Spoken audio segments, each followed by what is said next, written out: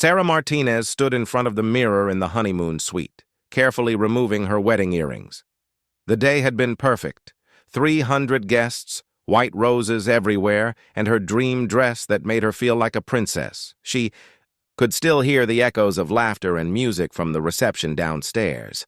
Her new husband, Michael, had excused himself to get some ice and check on the wedding gifts in their car. That was 45 minutes ago. The silk nightgown she had chosen months ago hung delicately on the bathroom door, still in its tissue paper, wrapping. Sarah had imagined this moment countless times during their 2-year engagement. She and Michael had waited, wanting their wedding night to be special and meaningful. It was supposed to be the beginning of their forever, a soft buzz. From Michael's forgotten phone on the nightstand caught her attention. The screen lit up with a text message preview that made her blood run cold. "Can't wait to see you tonight, baby. Room 412 like we planned. Love you." The message was from someone named Jessica, with a heart emoji next to her name. Sarah's hands trembled as she picked up the phone. Her mind raced through explanations, desperate to find an innocent reason for such a message. Maybe it was an old text that just came through late. Maybe Jessica was a cousin or family friend with poor boundaries. But deep in her heart, she knew. The truth was much darker. She sat on the edge of the bed, still in her wedding dress, staring at the phone screen. The message had arrived just 10 minutes ago. Room 412. That was just 2 floors down in the same hotel where their wedding reception had taken place, where all their out-of-town guests were staying. The hotel key card to their suite felt heavy in her other hand. Michael had both keys, but the front desk had given her an extra one when she'd asked earlier, thinking she might want to freshen up during the reception. Now she realized she had a choice to make that would change everything. Her wedding bouquet sat on the dresser, white peonies and baby's breath still fresh and beautiful. The flowers seemed to mock her now, symbols of the pure love and trust she had believed in just hours ago. The wedding photos from their photographer's instant camera were scattered beside it, pictures of their first dance, cutting the cake, laughing with friends and family who had come from across the country to celebrate their love. Sarah thought about Michael's behavior during the reception. He had been distracted, checking his phone frequently and stepping away for several private calls. She had assumed he was coordinating with the wedding planner or dealing with vendor payments. His best man, Jake, had covered for him, making excuses about Michael handling last-minute details. Now, those memories took on a sinister new meaning. The woman's name burned in her mind. Jessica. Sarah didn't recognize the name from Michael's family or friend circles. She tried to remember if Michael had ever mentioned a Jessica from work, but came up empty. Whoever this woman was, she was confident enough to text him on his wedding night, expecting to see him despite knowing he had just married someone else. Sarah's phone started ringing. Michael's name appeared on the screen with the silly photo she had taken of him last month, where he was making bunny ears behind his head while grinning. The man in that photo seemed like a stranger now. She declined the call, not ready to hear whatever lie he would tell her about where he was. The silence in the room felt suffocating. Down the hall, she could hear other hotel guests laughing and talking as they returned to their rooms. Some were probably wedding guests, people who had just witnessed her and Michael promise to love and honor each other until death. The irony was almost too much to bear. She stood up and walked to the window, looking down at the parking lot where Michael had said he was going to check on the wedding gifts. His car was still there, exactly where they had left it hours ago. The trunk was closed and there were no signs that anyone had been near it recently. Another lie, another piece of the puzzle that painted a picture she didn't want to accept. The room service menu on the table caught her eye. She and Michael had planned to order champagne and strawberries later, a romantic touch to cap off their perfect day. The champagne was already chilling in the ice bucket, a wedding gift from the hotel management. The strawberries were waiting, in the refrigerator, carefully arranged on a silver platter. Sarah realized she was still wearing her wedding dress, the elaborate gown that had taken months to select and weeks to alter perfectly. The dress that Michael had told her made her look like an angel when he saw her walking down the aisle just 12 hours ago. The same man who was apparently planning to spend their wedding night with another woman. Her reflection in the mirror showed a bride frozen in time, caught between the happiest moment of her life and what might be the worst. The diamond engagement ring on her finger caught the light from the chandelier, throwing tiny rainbows across the wall. Michael had proposed with this ring on a beach in Mexico, getting down on one knee in the sand while mariachi music played. In the background, he had told her she was his everything, his forever person, his soulmate. The hotel room felt like a prison now, beautifully decorated but suffocating. Rose petals were scattered across the bed by the hotel staff, creating a romantic scene that now felt like a cruel joke. The chocolate hearts on the pillows, the champagne glasses waiting to be filled, the just married sign hanging on the door, everything that should have brought joy now brought only pain. Sarah looked at the phone again. The message was still there, real and undeniable. Room 412. She could go downstairs right now and confront this Jessica, demand answers about who she was and how long she had been seeing Michael. Or she could wait here and confront Michael when he returned, if he returned at all. But part of her already knew that no explanation would be good enough. No excuse would erase the betrayal of planning to meet another woman on their wedding night.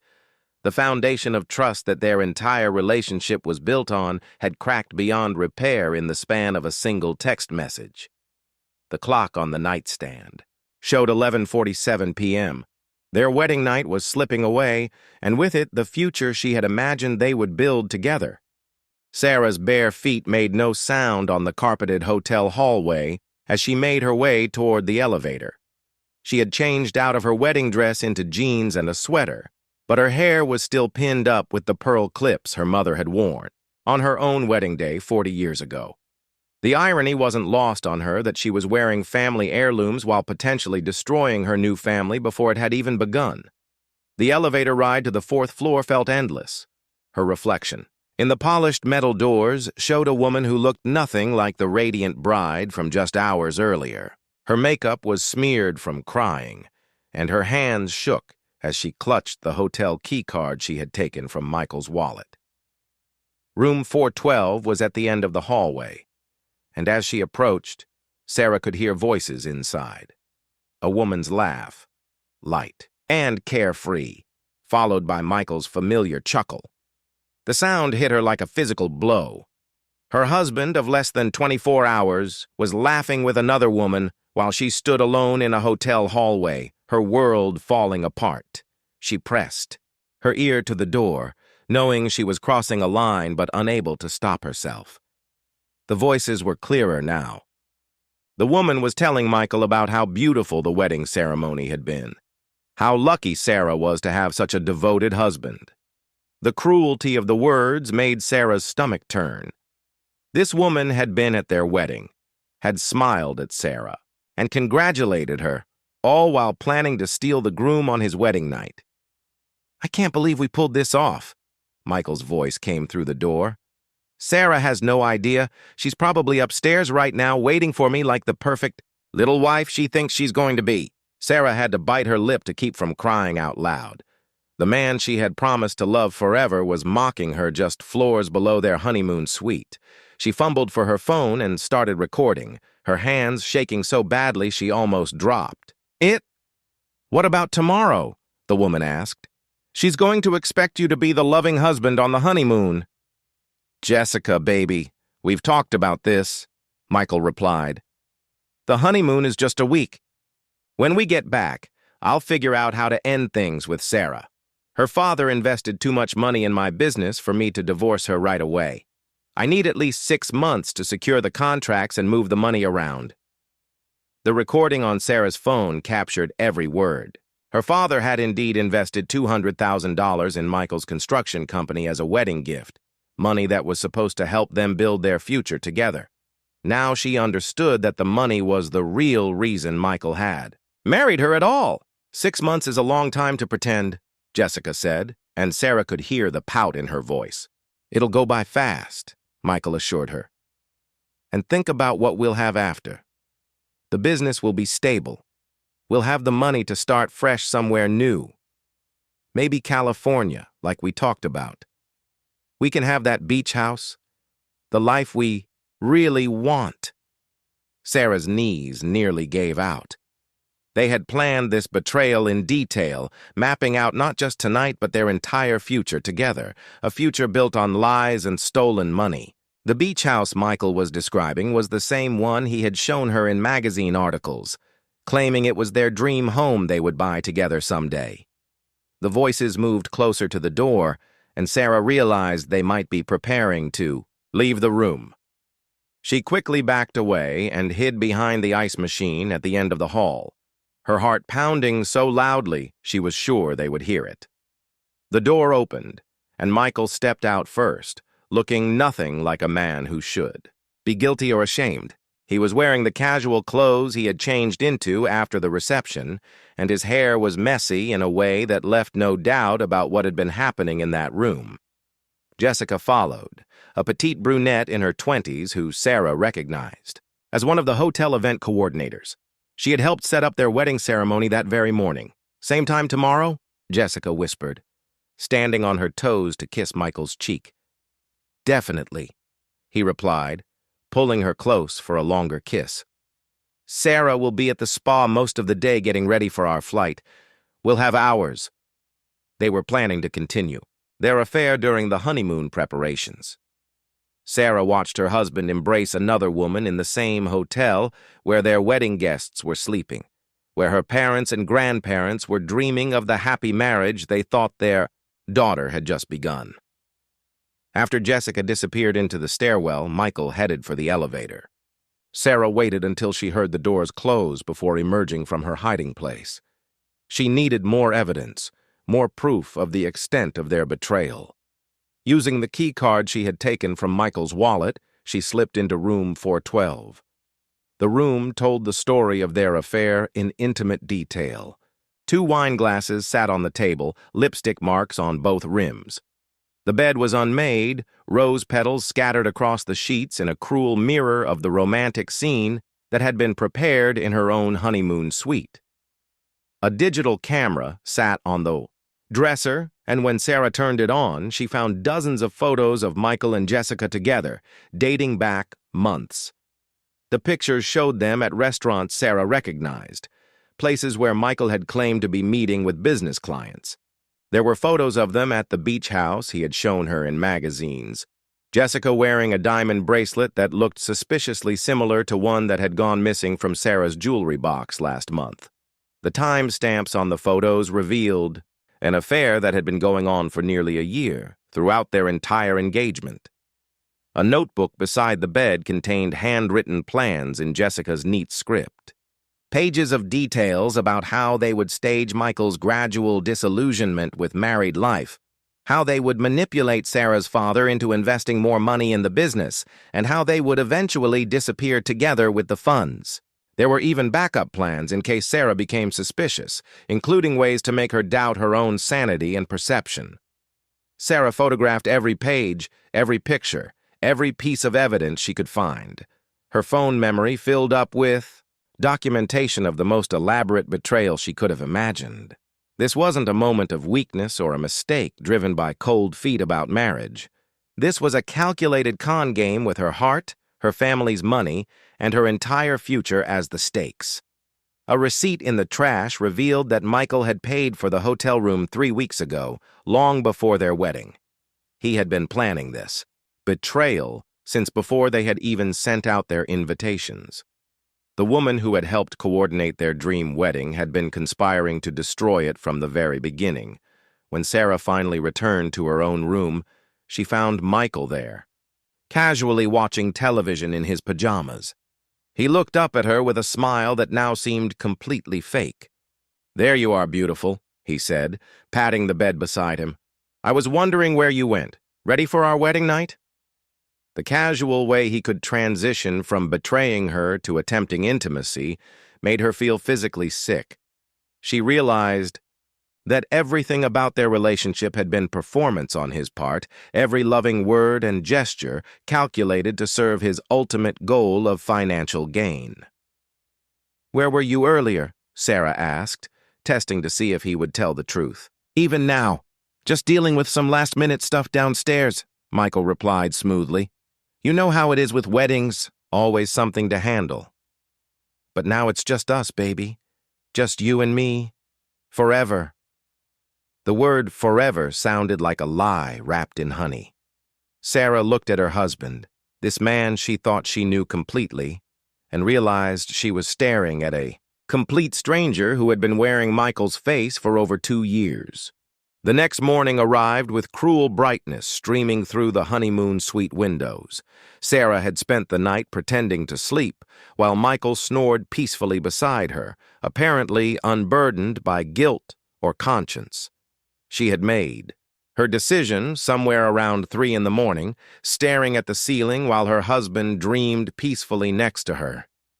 She waited until Michael left for his morning workout, a routine he claimed was essential for managing wedding stress, before making her first phone call. Her sister Emma answered on the second ring, immediately sensing something was wrong from Sarah's tone. "The wedding was beautiful yesterday," Emma said carefully, "but you don't sound like a happy newlywed. What's going on?" Sarah told her everything, sending the photos and recordings she had gathered the night before. Emma's silence stretched long enough that Sarah began to worry the call had dropped. "Emma? Are you there?" "I'm here," Emma finally replied, her voice tight with fury. "I'm just trying to process the fact that this piece of garbage married you yesterday for money while planning to run off with his mistress. Sarah, you need to call Dad right now." But Sarah had a different plan. She had spent the sleepless night hours thinking strategically rather than emotionally. If Michael wanted to play games with her life and her family's money, she would play them better. Her second call was to Marcus Webb, the private investigator her law firm used for difficult cases. Marcus specialized in corporate fraud and infidelity cases, and he agreed to meet her that afternoon while Michael was supposedly at the hotel spa. "I need everything on both of them," Sarah told Marcus in the hotel lobby cafe, sliding him a folder with all the information she had gathered. Financial records, employment history, other relationships, criminal background, everything, and "I need it fast." Marcus flipped through the photos and recordings with professional interest. "This Jessica woman works here at the hotel. Event coordinator. She helped plan our entire wedding while sleeping with my husband and plotting to steal my father's investment money. How much money are we talking about?" $200,000 so far, but according to their notes, they're planning to get more. Dad was considering investing another $300,000 to help Michael expand the business. Marcus nodded grimly. "I can have preliminary results within 48 hours. Full background checks will take about a week. What's your long-term strategy here?" Sarah had been thinking about that question all morning. "I want them to think they're winning. Let them continue their affair. Let them believe I'm the clueless wife. Meanwhile, we gather evidence of everything, the fraud, the theft, all of it. When we're ready, we hit them with everything at once." "That's risky," Marcus warned. "If they suspect, they might accelerate their timeline and disappear with the money they already have. That's why I need your help to move faster than they can." That afternoon, while Michael was getting a massage that Jessica had supposedly arranged as a wedding gift, Sarah met with David Chen, a forensic accountant who specialized in business fraud. David agreed to secretly audit Michael's construction company, looking for signs of financial manipulation or preparation for fund transfers. "I'll need access to the business accounts," David explained. "As his wife, you should have some legal standing, especially if your father's investment was structured as a family loan." Sarah provided him with everything she could remember about the business structure and account numbers. Her father had been thorough in documenting the investment, never suspecting that his new son-in-law was planning to steal from him.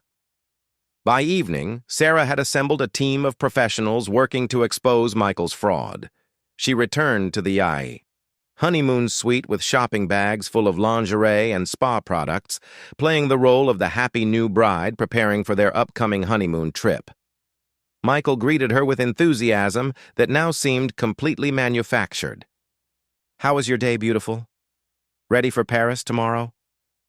Their honeymoon was supposed to be 2 weeks in France, a trip Michael had insisted on booking despite Sarah's preference for somewhere more affordable.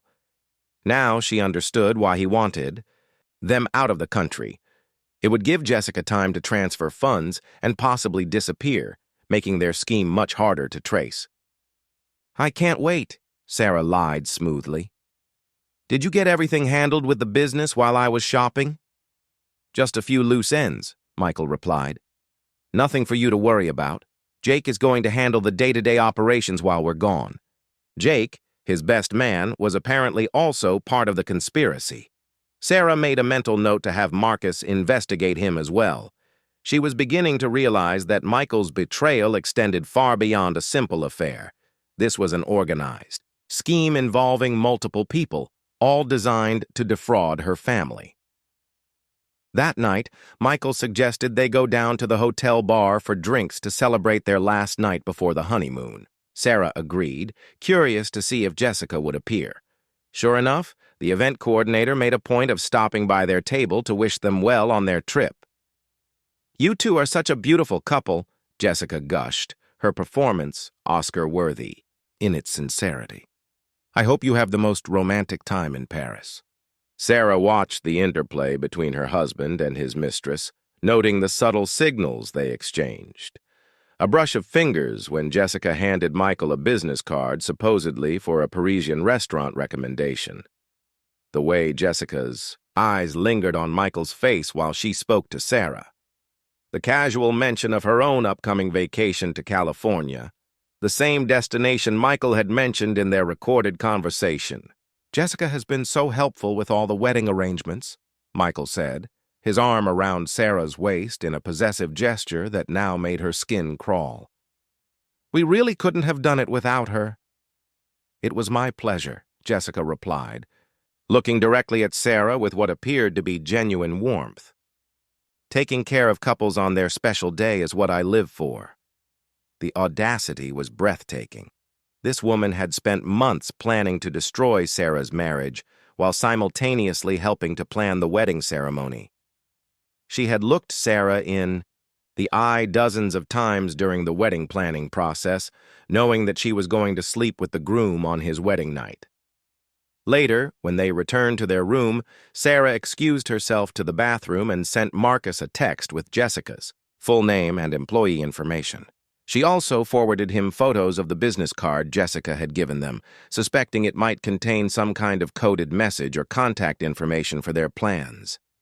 Michael was already in bed when she emerged, scrolling through his phone with a secretive smile.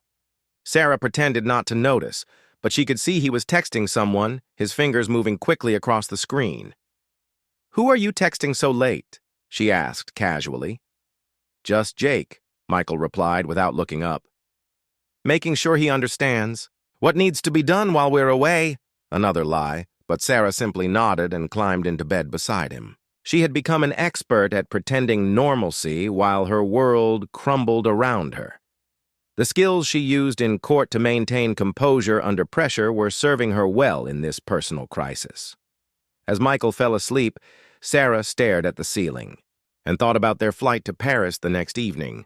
She had already decided she wouldn't be on that plane. While Michael thought she was packing for their romantic honeymoon, she would be meeting with her father and a team of lawyers to begin unraveling the fraud that had been perpetrated against their family. The wedding photos on the dresser seemed to mock her from across the room. Images of joy and celebration, capturing moments that had been lies even as they were happening. She thought about all the people who had witnessed their vows, friends and family who had traveled from across the country to celebrate what they believed was true love. Tomorrow, she would begin the process of revealing the truth. But tonight, she lay next to her husband one last time, listening to him breathe peacefully while she planned his downfall. The student had become the teacher, and Michael was about to learn that underestimating Sarah Martinez had been his biggest mistake. Sarah's father, Roberto Martinez, sat in stunned silence at his kitchen table. The evidence spread before him like pieces of a nightmare puzzle. The private investigator's preliminary report had arrived that morning, just hours before their scheduled departure to Paris. Marcus had worked through the night to provide enough evidence to stop Michael's scheme before they left the country. "Mija," Roberto finally said, his voice heavy with pain and rage. "I am so sorry.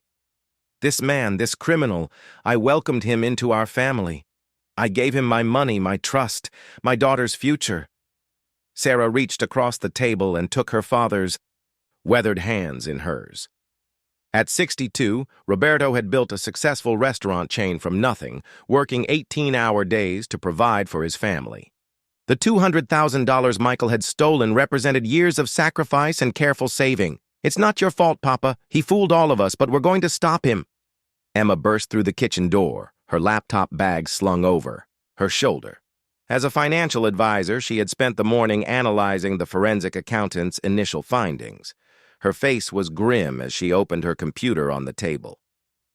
"It's worse than we thought," Emma announced. "Michael hasn't just stolen Dad's money. He's been systematically draining the business accounts for months. Look at this." The screen showed a series of wire transfers, each carefully disguised as legitimate business expenses. Equipment rentals that were actually cash withdrawals. Contractor payments to companies that didn't exist. Supply purchases from vendors that turned out to be shell corporations. Over the past 6 months, Michael had embezzled nearly $400,000 from various sources. "He's been planning this since before the engagement," Sarah realized, studying the timeline. The proposal, the wedding, all of it was just a cover for the theft. Marcus had included background checks on both Michael and Jessica in his report. Michael's real name was actually Michael Torres, not Michael Thompson, as he had told Sarah's family. He had changed his name legally 3 years ago, shortly after leaving his previous job under suspicious circumstances. His former employer, a construction company in Arizona, had discovered financial irregularities shortly after his departure, but hadn't pressed charges due to lack of concrete evidence. Jessica's background was equally revealing. She had worked at 3 different hotels over the past 5 years, leaving each position under mysterious circumstances. At her previous job in Nevada, she had been investigated for allegedly helping guests access restricted areas and providing inside information for theft schemes, though nothing was ever proven. "They're professional con artists," Emma said, scrolling through the criminal background checks. "This isn't their first time running this kind of scheme." Roberto stood up from the table, his face dark with fury. "Where is this bastard now?" "He thinks I'm at the spa getting ready for our flight tonight," Sarah replied. "He has no idea I know anything. He's probably with Jessica right now, celebrating how well their plan is working." The doorbell rang, and Sarah's mother, Carmen, entered, with Father Miguel from their family church. Sarah had called them both that morning, knowing she would need their support for what came next. "Mija, your mother told me what has happened," Father Miguel said, embracing Sarah gently. "This is a terrible betrayal, but God will see you through this trial." Carmen wrapped her daughter in a fierce hug, her eyes bright with tears of rage. "That devil married you in God's house in front of our entire family, and it was all lies. But we will not let him destroy you, Mija. We will fight." The family meeting was interrupted by Sarah's phone buzzing with a text from Michael. "Can't wait to see you at the airport tonight, beautiful. Our new life starts in Paris. Love you forever." The cruel irony of the message made Sarah's stomach turn. Michael genuinely believed he had succeeded in his scheme. While he texted her about their new life, he was actually planning to abandon her in a foreign country while he disappeared with Jessica and the stolen money. Marcus arrived at the house with a briefcase full of additional evidence. His investigation had uncovered the full scope of Michael and Jessica's operation, including their plans for after Sarah was safely out of the country. "They've already booked flights to the Cayman Islands for next week," Marcus reported. "Jessica, resigned from the hotel yesterday, claiming she was taking a better position elsewhere. They have offshore accounts set up and a property rental in Georgetown waiting for them. How much money are they planning to take in total? Roberto asked.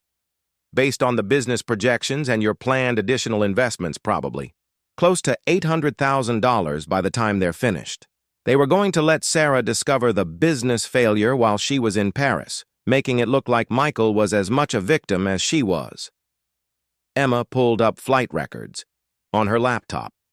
Michael booked their tickets to the Caymans using a credit card tied to one of the shell companies. He used the name Michael Torres, his real identity. They weren't even trying to hide their trail very well. Probably because they assumed Sarah would be too heartbroken and humiliated to investigate thoroughly, Marcus added. Most fraud victims, in emotional situations, don't think clearly enough to catch these details. Sarah looked around the table at her family, feeling overwhelmed by their support and her own anger. 24 hours ago, she had been a trusting newlywed. Now she was the leader of an operation to expose and prosecute a complex fraud scheme. So what do? She asked. Roberto's expression was steel. We call the police. We call the FBI. We call everyone we need to call to put this criminal behind bars. Not yet, Papa, Sarah said, surprising everyone. If we move too fast, they might panic and disappear with whatever money they can grab. We need to catch them in the act of transferring the funds, with evidence they can't deny. She had been thinking about this all morning. As a lawyer, Sarah understood that the strongest cases were built on catching criminals in the process of committing their crimes, not just on evidence of past actions. What are you suggesting? Emma asked. I'm suggesting we let them think their plan is working. I go to the airport tonight as scheduled. But instead of getting on the plane to Paris, I have someone else there waiting to document whatever Michael and Jessica do next. Marcus nodded approvingly. That's actually brilliant. We can have surveillance teams at the airport, at Jessica's apartment, at the business location. When they think you're safely in the air, they'll probably accelerate their timeline and start moving the money. It's dangerous, Carmen protested. What if something goes wrong? What if they realize you know? Then we proceed with what we have now, Sarah replied. But if we can catch them actually transferring the stolen funds, attempting to flee the country and abandoning me at the airport, we'll have an airtight case that no defense attorney can challenge. Father Miguel placed a gentle hand on Sarah's shoulder. You have grown very strong very quickly, mija. But don't let the desire for justice consume you with hatred. These people have already taken enough from you. Sarah nodded, understanding his concern. The rage she felt toward Michael and Jessica was unlike anything she had ever experienced. They hadn't just stolen money. They had stolen her ability to trust, her faith in love, her joy in one of life's most important milestones. But she also knew that Father Miguel was right. If she let the anger control her actions, she might make mistakes that would allow them to escape justice entirely. I won't let them win, she said quietly. They picked the wrong family to steal from, and they definitely picked the wrong woman to betray. The sun was beginning to set outside her parents' kitchen window. In 3 hours, she was supposed to meet Michael at the airport for their romantic honeymoon flight. Instead, she would be launching the most important case of her legal career. One where she was both the attorney and the victim, fighting for justice against the man who had promised to love and protect her forever. The airport terminal buzzed with the energy of travelers heading to romantic destinations, but Sarah felt like she was walking through a movie set where nothing was real. She wheeled her suitcase past families saying goodbye and couples holding hands, knowing that her own marriage had been a performance from the very beginning. Michael was waiting at their gate, looking genuinely excited about their trip to Paris. He kissed her cheek and took her suitcase, playing the role of the devoted husband with an expertise that now chilled her to the bone. Ready for our adventure, Mrs. Thompson? He asked, using his fake last name with casual confidence. I've been looking forward to this for months, Sarah replied, the lie sliding off her tongue as easily as his did. Two could play this game. Marcus had positioned surveillance teams throughout the airport, disguised as travelers and airport staff. Sarah wore a tiny recording device hidden in her jewelry, capturing every word Michael said. She had also arranged for Detective Lisa Ramon from the Financial Crimes Unit to be present, ready to make arrests if needed. As they sat at the gate waiting for boarding to begin, Sarah watched Michael carefully. He was relaxed, checking his phone occasionally and chatting about their plans for Paris. But she noticed he kept glancing at the departure board, and his leg bounced with nervous energy despite his calm exterior. "I need to use the restroom before we board," Sarah announced when boarding was called for first-class passengers. "Hurry back, beautiful," Michael said, kissing her forehead. "I want to get good overhead space for our bags." Instead of heading to the restroom, Sarah slipped into a service corridor where Marcus was waiting with Detective Ramon and FBI agent Jennifer Walsh. The FBI had gotten involved once they realized the scheme involved interstate wire fraud and planned international flight to avoid prosecution. "He's definitely nervous about something," Sarah reported. "He keeps checking the time and looking around like he's expecting something to happen."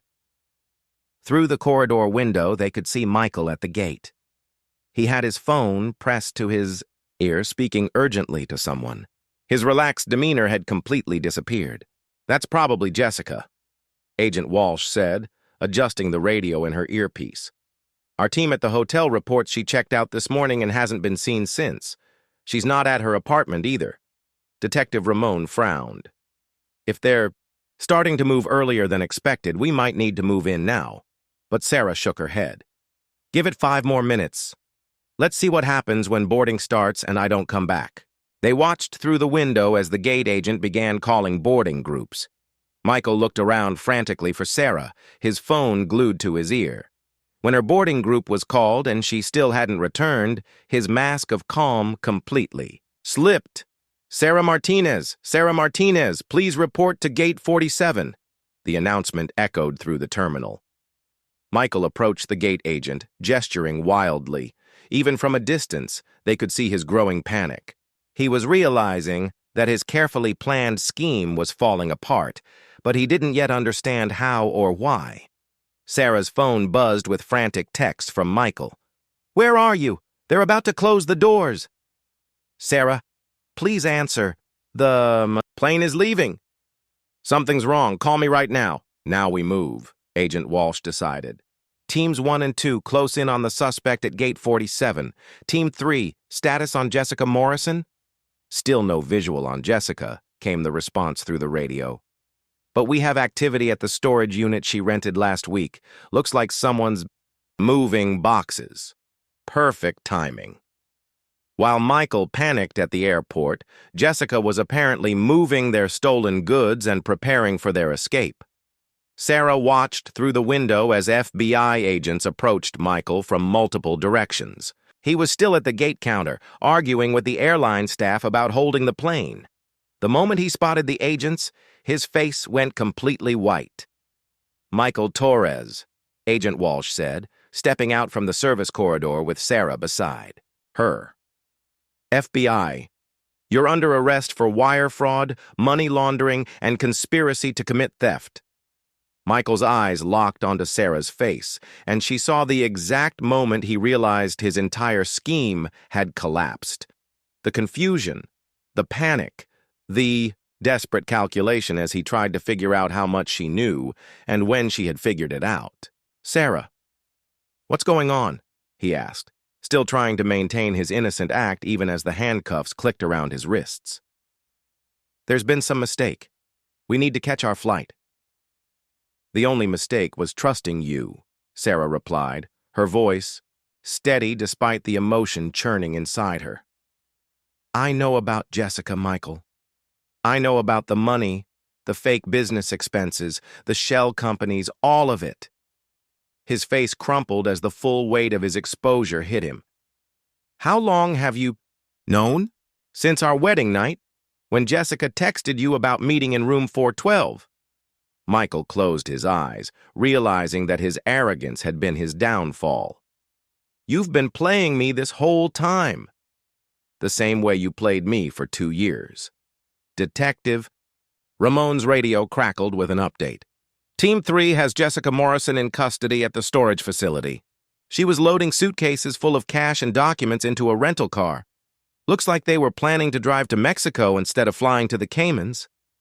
Sarah felt a surge of satisfaction. Their backup escape plan had also failed. As the agents led Michael away, other passengers stared in shock.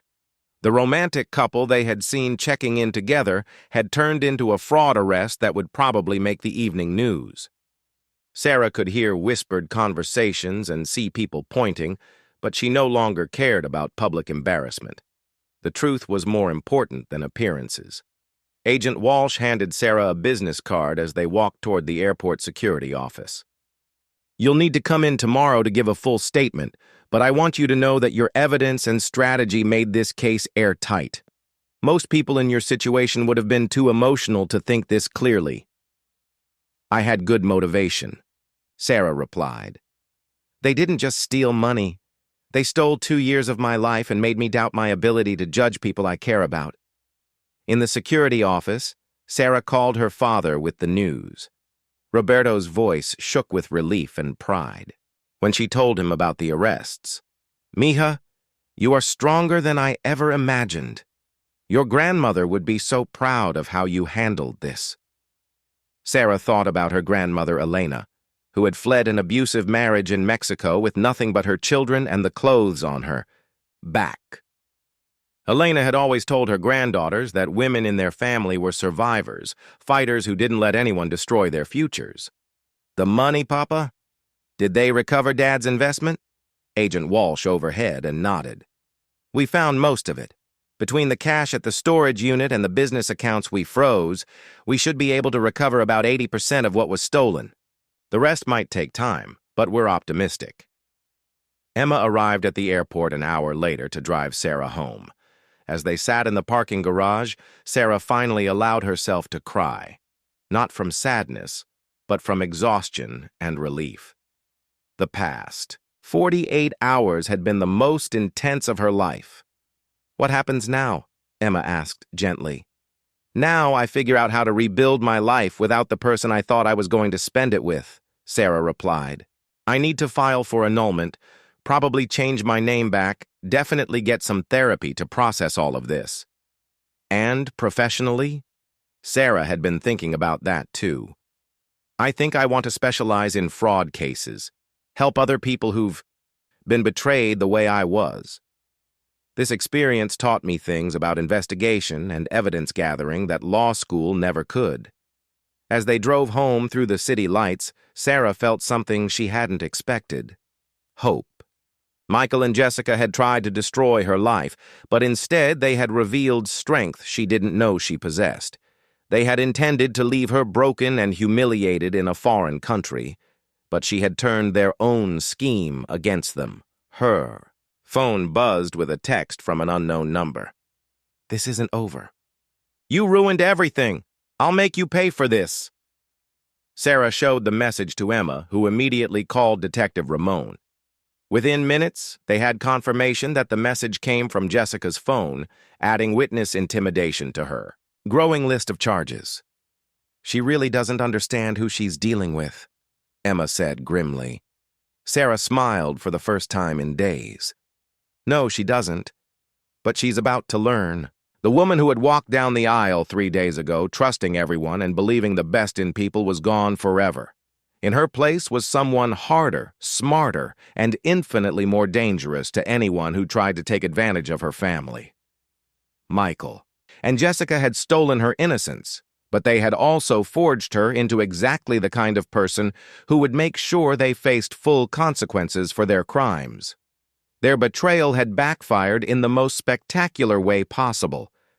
6 months later, Sarah stood outside the federal courthouse in her best navy suit, watching as Michael Torres was led away in handcuffs after receiving his sentence. 18 months in federal prison for wire fraud, money laundering, and conspiracy.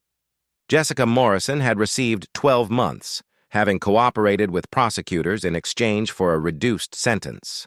The investigation had revealed that Sarah's case was just the latest in a string of similar schemes. Michael and Jessica had defrauded at least 6 other families over the past 4 years, stealing over $2 million total. Sarah's evidence and testimony had been crucial in building cases against them for all their previous crimes. "How do you feel?" asked Rebecca Torres, a reporter from the local news station who had been following the story since the airport arrest. "Relieved," Sarah answered honestly, "and grateful that we were able to stop them before they hurt anyone else." Her father, Roberto, emerged from the courthouse with a satisfied smile. The criminal restitution order meant he would recover not just his original investment, but additional damages as well. More importantly, seeing justice served had helped heal the wounds of betrayal and self-doubt that had plagued him since learning the truth.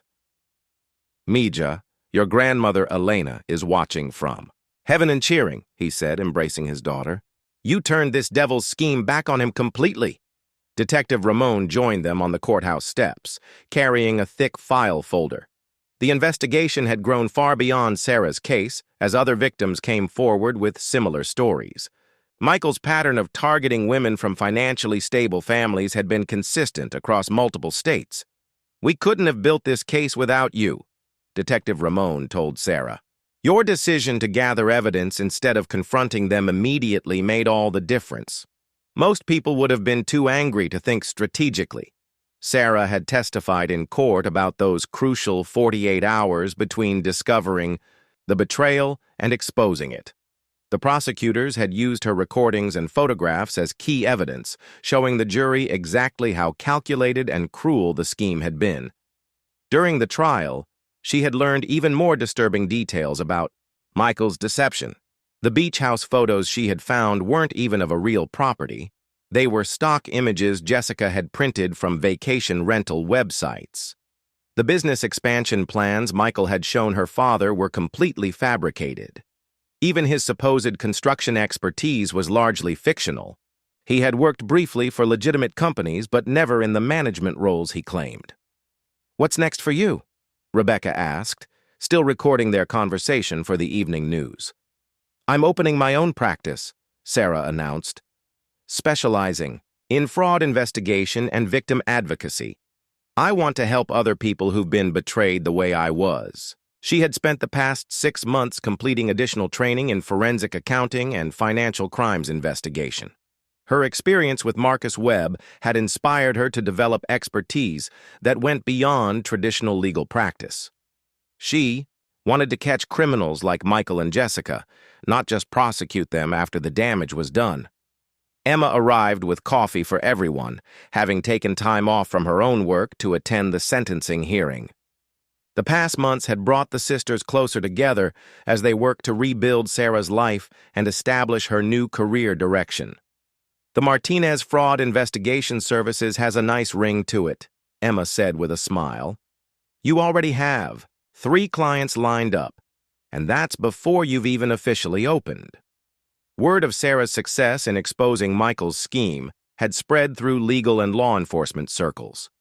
Other fraud victims had begun reaching out, seeking help with cases their lawyers weren't equipped to handle. Sarah discovered she had a talent for thinking like a criminal, anticipating their moves and gathering evidence they didn't expect. Her phone buzzed with a text from Marcus Webb. "Saw the news about the sentencing.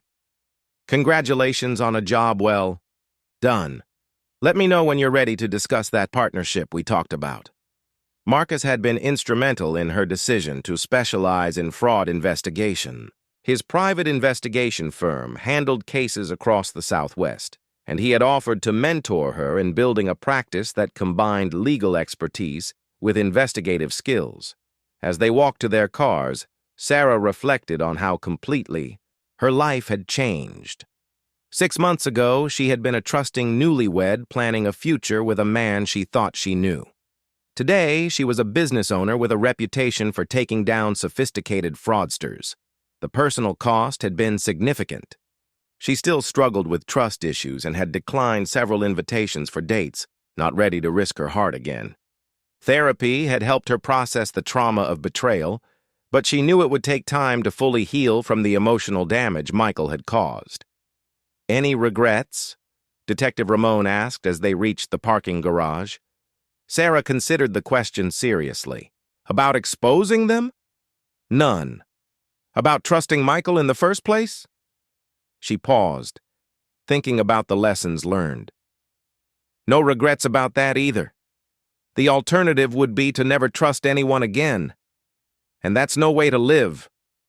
Her phone rang with a call from a potential new client, a woman in Phoenix whose fiancé had disappeared with her inheritance money just weeks before their wedding. The similarities to her own case were striking, but Sarah now had the tools and knowledge to help in ways that hadn't been available to her. "I have to take this," she told her family. "It's another case." Roberto beamed with pride as he watched. His daughter transitioned seamlessly into her new role. The woman who answered that phone call was confident, professional, and equipped with hard-won expertise in catching sophisticated criminals. As Sarah spoke with the new client, she felt the satisfaction that came from turning personal trauma into professional purpose. Michael and Jessica had intended to destroy her life, but instead they had given her a mission and the skills to pursue it effectively. The conversation with the Phoenix client lasted 20 minutes. By the end of the call, Sarah had identified 3 red flags in the fiancé's behavior that the victim hadn't noticed, and she had a preliminary plan for investigating his background and financial activities. "Another case solved already?" Emma teased as Sarah hung up. "Just getting started," Sarah replied, "but I have a good feeling about this one." The federal courthouse disappeared in her rearview mirror as Sarah drove toward her new office space. In the building directory, her name would soon appear next to Martinez Fraud Investigation Services, a business born from betrayal, but dedicated to preventing others from experiencing the same devastation. Michael Torres would spend the next 18 months in federal prison, followed by years of supervised probation and restitution payments. Jessica Morrison's 12-month sentence was almost finished, but she would carry a federal conviction for the rest of her life. Sarah Martinez, meanwhile, was just beginning to build something positive from the ashes of their scheme. Every case she solved, every criminal she helped expose, every victim she assisted would be a testament to the power of turning pain into purpose. The young woman who had trusted blindly was gone forever, replaced by someone who verified everything and protected others from the predators who moved among them wearing masks of love and sincerity.